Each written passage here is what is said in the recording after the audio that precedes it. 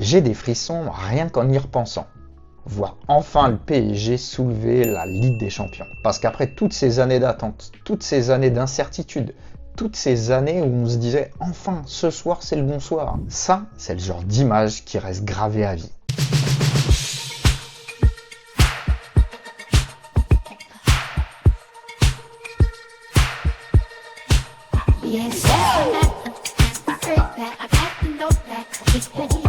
Et surtout, c'est la manière. Paris n'a pas juste gagné, Paris a marqué les esprits. Et après la victoire, le club, les joueurs, les supporters ont déjà commencé à parler de la suivante. Sur le moment, ça m'a pas choqué. Au contraire, ça me paraissait une suite logique. Parce que le PSG veut pas juste savourer. Le PSG veut instaurer une nouvelle ère. Et sur le principe, c'est presque le discours qu'on voudrait entendre. Un club qui ne gagne pas une fois juste pour vivre dans ce souvenir pendant 10 ans. Un club qui gagne une fois et qui pense déjà à recommencer. Au début, honnêtement, je trouvais ça beau, je trouvais ça ambitieux, je trouvais ça sain. Parce que Paris s'est pas battu pendant des années pour gagner la Ligue des Champions et juste s'arrêter là. Le but, c'est pas juste d'ouvrir son compteur, c'est de durer et d'en gagner plusieurs. Mais aujourd'hui, il y a un truc qui change. Parce qu'au fil des semaines, c'est pas juste une petite phrase qui revient, c'est pas juste une ambition de façade. Et surtout pendant cette trêve internationale, plusieurs prises de parole sont revenues dans le même sens. Pacho en parle, l'entourage d'Hakimi en parle, Luis Enrique à sa manière en parle, donc à un moment tu comprends que c'est pas du hasard. C'est pas juste une petite phrase lâchée comme ça. C'est un vrai discours qui s'installe au PSG. Comme si cette idée qu'on entendait un peu en fil rouge commençait à devenir un peu plus claire. Le discours revient encore et encore, le message devient de plus en plus net. Le PSG veut faire le back-to-back. Et là, je vous avoue, je suis un peu mitigé. Parce qu'il y a une partie de moi qui adore ce message. J'adore le refus de se contenter que d'un seul sacre. J'adore aussi l'idée que le PSG se voit maintenant comme un grand club. Mais il y a une autre partie de moi qui se pose une vraie question. Est-ce qu'on est face à un signe de grandeur ou un début de pression inutile? Attention, surtout, vous méprenez pas. Moi, je souhaite que Paris regagne cette compétition. C'est pas du tout mon point. Je suis pas du tout en train de douter de Paris. Je suis pas du tout en train de dire que Paris n'en a pas la capacité. La vraie question pour moi, elle est dans la stratégie de communication. Est-ce que c'est forcément une bonne idée de le dire aussitôt, aussi clairement, aussi souvent? Parce que pendant des années, on a reproché au Paris Saint-Germain d'aborder la Ligue des Champions la peur au ventre. Trop d'obsessions mal à gérer, trop de tensions, trop de crispation. Parce qu'à force de vouloir absolument cette coupe, le club finissait par se faire dévorer par son propre désir. Et aujourd'hui, c'est tout l'inverse. Parce que Paris parle avec calme, avec assurance. Parce que Paris est devenu un club qui se sent légitime. Parce que c'est pas juste de la communication, c'est pas juste une formule. On sent une vraie confiance. On sent que l'équipe croit en elle.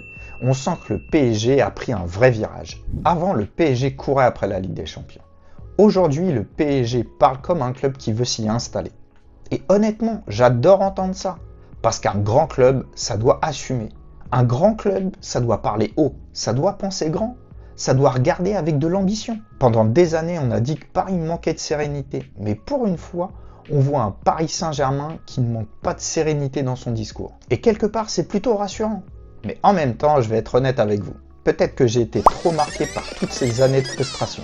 Peut-être que toutes ces soirées européennes ont appris à me méfier avant d'y croire complètement. Parce qu'il y a un truc qui nourrit mon doute, c'est le contexte. Paris a beaucoup enchaîné, Paris continue d'enchaîner. Ils n'ont pas eu forcément la préparation la plus calme, la plus idéale, la plus propre possible. Malgré ça, le discours est d'une assurance totale. Et quelque part, c'est impressionnant parce que ça montre une vraie foi en soi. Mais c'est aussi ça qui me fait réfléchir parce qu'à ce niveau-là, les garanties n'existent pas. Tu peux te reposer et perdre ta flamme. Tu peux avoir une préparation parfaite et relâcher ton mental. Tu peux enchaîner énormément et rester sur une dynamique forte. Le très haut niveau, c'est pas une science exacte. Le doute ne vient pas de l'ambition. Le doute vient du contexte dans lequel l'ambition est affichée. Parce que plus une saison est exigeante, plus des mots aussi forts ont autant de poids. Et à partir du moment où tu répètes autant de fois l'idée de back-to-back, est-ce que tu donnes pas à tes adversaires quelque chose? Est-ce que tu ne leur offres pas une motivation de plus, un angle d'attaque ou une petite phrase à chaque faux pas que tu vas faire? Parce que la confiance des uns peut vite devenir de l'arrogance perçue par les autres. Nous, on peut y voir de l'ambition, de la personnalité, de l'assurance. Mais à l'extérieur, est-ce que tout le monde l'entendra comme ça? Ou est-ce que certains se diront « Paris se voit déjà trop beau ?» Et ça compte, parce qu'un champion d'Europe, tout le monde veut le faire tomber. Mais un champion d'Europe qui parle déjà de régner à nouveau, tout le monde a envie de le renverser. Donc oui, ce nouveau ton me plaît. Oui, ça raconte quelque chose de fort. Oui, on sent un PSG plus convaincu de sa valeur, plus sûr de lui, plus mature. Mais il y a un prix à ça. Parce que parler comme un grand club, c'est bien. Mais vivre comme un grand club, c'est complètement autre chose. Et c'est là que Paris va être attendu. Pas juste sur les mots, mais sur ce qu'il va être capable d'apporter derrière. Parce qu'au final, cette parole peut être vue de deux façons. Soit comme un signe de grandeur, la preuve que le Paris Saint-Germain a complètement changé de dimension mentale, soit le début d'une pression inutile, un poids supplémentaire que le club a choisi délibérément de rendre visible. Et la vérité, je pense que c'est un peu des deux. Perso, je trouve que l'ambition est belle. Je trouve même qu'elle est cohérente avec ce qu'on a longtemps réclamé à Paris. Arrêtez de parler comme un club nerveux.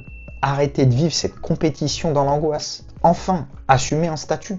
Mais je pense aussi qu'à force de l'afficher aussi ouvertement, Paris est en train de se mettre une pression énorme. Et maintenant, il va falloir montrer que ce discours-là, le club est capable de le porter. Parce que le premier gros test, Paris l'a réussi face à Chelsea. Maintenant, il va y avoir une grosse prise de température, Liverpool au parc. Et là, on va voir où ils en sont. Où ils en sont dans leur quête, où ils en sont dans leur assurance, où ils en sont dans la capacité de transformer ce discours en réalité de très haut niveau. En espérant qu'il n'y ait pas de blessés pendant la trêve internationale, parce que quand tu affiches une ambition aussi haute, chaque détail compte. Et vous le ressentez comment? Ce discours vous inquiète? Il vous excite? Il vous rend fier? Ou alors, comme moi, il y a une petite partie de vous qui vous dit « Attention, parce qu'entre mentalité de champion et pression inutile, la frontière est très mince ».